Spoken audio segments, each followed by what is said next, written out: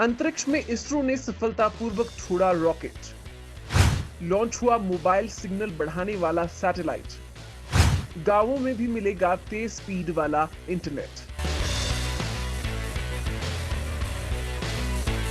अंतरिक्ष जगत में लगातार भारत का झंडा बुलंद कर रहे इसरो ने एक बार फिर नया आयाम छुआ है।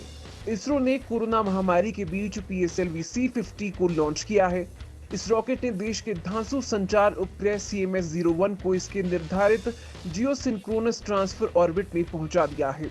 अगले 4 दिनों में CMS-01 सैटेलाइट अपनी कक्षा के तय स्थान पर तैनात हो जाएगा। रॉकेट ने 20 मिनट की उड़ान के बाद CMS-01 सैटेलाइट को उसकी तय कक्षा में पहुंचा दिया था। अब इस कक्षा में आगे की यात्रा सैटेलाइट खुद अपने आप पूरी करेगा। इसरो के पीएसएलवी का ये 52वां मिशन था। संचार उपग्रह CMS-01 एक्सटेंडेड सी बैंड में सेवा उपलब्ध करवाने के उद्देश्य से तैयार किया गया है, जिसके दायरे में भारत की मुख्य भूमि, अंडमान निकोबार और लक्षद्वीप समूह होंगे। CMS-01 देश का 42वां संचार उपग्रह है। इस साल के दूसरे और आखिरी लॉन्च के लिए इसरो पिछले कई दिनों से इंतजार में था। कई दशकों से नेटवर्क कनेक्टिविटी का इंतजार कर रहे अंडमान और निकोबार आइलैंड के लिए ये सैटेलाइट एक वरदान साबित होगा। तो देश के ग्रामीण इलाकों और खासकर लक्षद्वीप और अंडमान निकोबार द्वीप समूह में नेटवर्क कनेक्टिविटी मिलेगी, जो कि देश के डिजिटल भारत के कदम को और मजबूत करेगा। यानी अगर आप मोबाइल में टावर, टीवी में सिग्नल की दिक्कतों से दो चार हो रहे हैं, तो अब ये समस्या इसरो दूर करने वाला है। करोड़ों भारतीयों की उम्मीद है CMS-01 सैटेलाइट। दोस्तों, CMS-01 सैटेलाइट देश के करोड़ों लोगों के लिए सीधे तौर पर काम आने वाला है। पहले इसका नाम GSAT-12R था। ये इसरो का 42वां कम्युनिकेशन सैटेलाइट है, जो फ्रीक्वेंसी स्पेक्ट्रम के एक्सटेंडेड सी बैंड में सेवा देगा। इसके जरिए भारत की मुख्य भूमि, अंडमान निकोबार और लक्षद्वीप समूह को सीधी सेवाएं मिलेंगी। इसकी मदद से टीवी चैनलों की न केवल पिक्चर क्वालिटी में चार चांद लगेंगे, बल्कि मोबाइल के सिग्नल गायब होने वाली दिक्कत में भी तगड़ा सुधार देखने को मिलेगा। इतना ही नहीं, इसके जरिए इंटरनेट स्पीड में भी तगड़ा इजाफा देखने को मिलेगा। वहीं सेना के संचार नेटवर्क में भी बूस्ट मिलेगा। इसके साथ ही टेली एजुकेशन, टेलीमेडिसिन और आपदा प्रबंधन में भी ये सैटेलाइट नया अध्याय लिखने वाला है। इस सैटेलाइट की मदद से अब भारत के तटीय इलाकों की तरफ बढ़ने वाले तूफानों पर सटीकता से नजर रखी जा सकती है। इस उपग्रह ने 2011 में लॉन्च किए गए GSAT-12 टेली कम्युनिकेशन सैटेलाइट का स्थान लिया है। तैनात होते ही CMS-01 अगले 7 साल तक सेवाएं देगा। इसमें 2 सोलर पैनल और बैटरी है, जिससे इसे लगातार ऊर्जा मिलती रहेगी। CMS-01 को पृथ्वी की कक्षा में सबसे ऊंचे या ठीक से कहें तो 42,164 किलोमीटर के सबसे दूरस्थ बिंदु पर स्थापित किया गया है।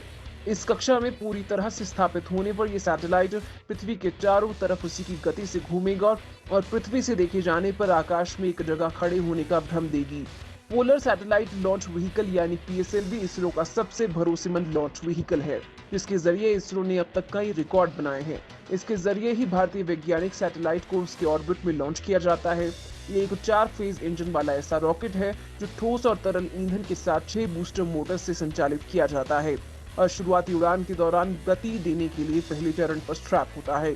PSLV छोटे आकार के सैटेलाइट को भू-स्थिर कक्षा में भी भेज सकने में सक्षम है और इसकी सहायता से अभी तक 70 से भी अधिक अंतरिक्षयानों को विभिन्न कक्षाओं में प्रक्षेपित किया जा चुका है। यानी इसरो की तरफ से बनाया गया ये रॉकेट छोटे पैकेट में बड़ा धमाका है। इस साल कोरोना संक्रमण के कारण पिछले माह लॉन्च किए गए इसरो के पहले मिशन के बाद ये दूसरा अभियान था। सतीश धवन केंद्र से लॉन्च होने वाला ये 77वां लॉन्च व्हीकल मिशन था। इसरो ने इस साल के शुरू में GSAT-30 को लॉन्च किया था, जो कि जियोसिंक्रोनस ट्रांसफर ऑर्बिट में सफलतापूर्वक लॉन्च हुआ था। ये सैटेलाइट भारत की टेलीकम्युनिकेशन सेवाओं को बेहतर बनाने में मदद कर रहा है। GSAT-30 संचार सैटेलाइट ने INSAT-4A की जगह ली थी, जिसे साल 2005 में लॉन्च किया गया था। दरअसल GSAT-30 इसरो द्वारा डिजाइन किया और बनाया गया एक दूर संचार उपग्रह है। ये एक INSAT सैटेलाइट की जगह काम कर रहा है। इसरो ने साल 1981 में अपना पहला संचार सैटेलाइट अंतरिक्ष में तैनात किया था। उसके साथ से भारत GSAT सीरीज के सैटेलाइट लॉन्च करना शुरू किए। जल्द ताबड़तोड़ सैटेलाइट लॉन्च करेगा इसरो। कोरोना के कारण इस साल करीब 10 लॉन्च प्रभावित हुए हैं। इसरो चीफ के सिवन ने सफलता पर इसरो के सभी वैज्ञानिकों को बधाई दी।